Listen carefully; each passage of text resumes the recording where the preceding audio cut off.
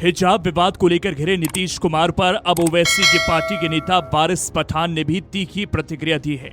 वारिस पठान ने संविधान का हवाला देते हुए इसकी घोर निंदा की और बिहार में लड़कियों की सुरक्षा पर गंभीर सवाल उठा दिए।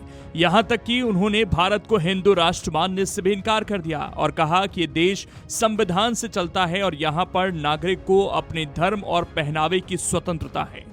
AIMIM नेता वारिस पठान ने कहा कि भारत सबका देश है और यहाँ किसी को भी किसी महिला के बुर्का या हिजाब पर हाथ डालने का अधिकार नहीं है।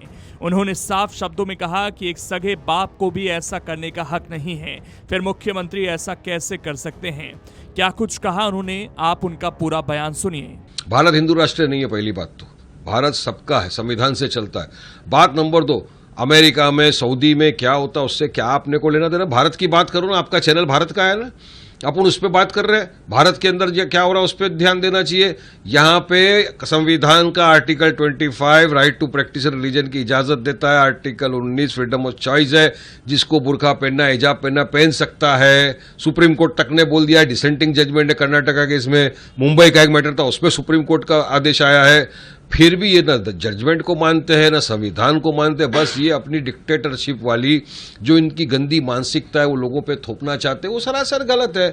अरे भाई, जो नीतीश कुमार ने हरकत की उसकी जितनी निंदा की जाए कम है। इतनी शर्मनाक हरकत एक राज्य का मुख्यमंत्री एक पर्दा नशी मुस्लिम महिला डॉक्टर को इस तरह से पूरी पब्लिक के बीच में कैमरा के सामने उसके चेहरे से नकाब खींच रहा है।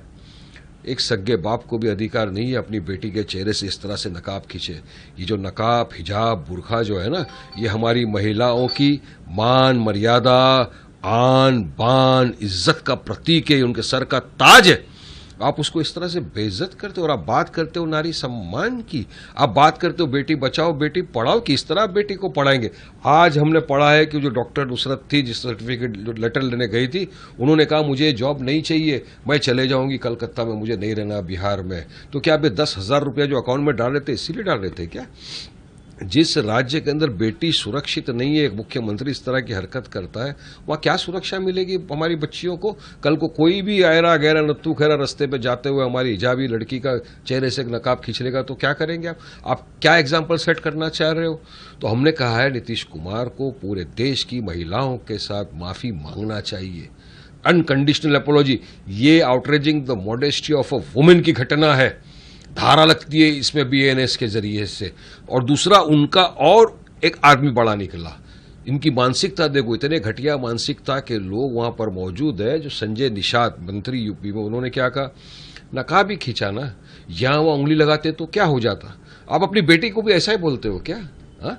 बेशरम आदमी, तुमको शर्म नहीं आई इस तरह की घटिया बात करने के लिए? आप इस तरह की घटिया बात करोगे, अब नारी का ये अपमान करोगे इस तरह से। हमारे भारतीय है ना वो भी, क्यों अपमान करते हो और क्यों आपको शर्मिंदगी नहीं? और क्या कर रहे हैं मोदी जी, क्यों कोई एक्शन नहीं लिया जाता इनके ऊपर? मैं तो चाहूंगा कि देश की हर महिला इस घटिया मानसिकता वालों की निंदा करे, कंडेम करे। इनको सबके बीच में लाके माफी मांगना चाहिए। दरअसल ये विवाद 15 दिसंबर को बिहार में आयुष डॉक्टरों को नियुक्ति पत्र बांटने के कार्यक्रम में हुआ। यहां मंच पर मुख्यमंत्री नीतीश कुमार मौजूद थे। इसी दौरान एक महिला डॉक्टर नुसरत परवीन हिजाब पहनकर नियुक्ति पत्र लेने पहुंची और सीएम ने अपने हाथ से उसका हिजाब हटा दिया था। तभी से नीतीश कुमार तमाम विपक्षी नेताओं के निशाने पर आ गए हैं। अगर आप ये वीडियो YouTube पर देख रहे हैं तो हमारे चैनल को सब्सक्राइब कर बेल आइकन दबाएं और Facebook पर देख रहे हैं तो हमारे पेज को लाइक करें। अगर आप ये वीडियो YouTube पर देख रहे हैं तो हमारे चैनल को सब्सक्राइब कर बेल आइकन दबाएं और Facebook पर देख रहे हैं तो हमारे पेज को लाइक करें।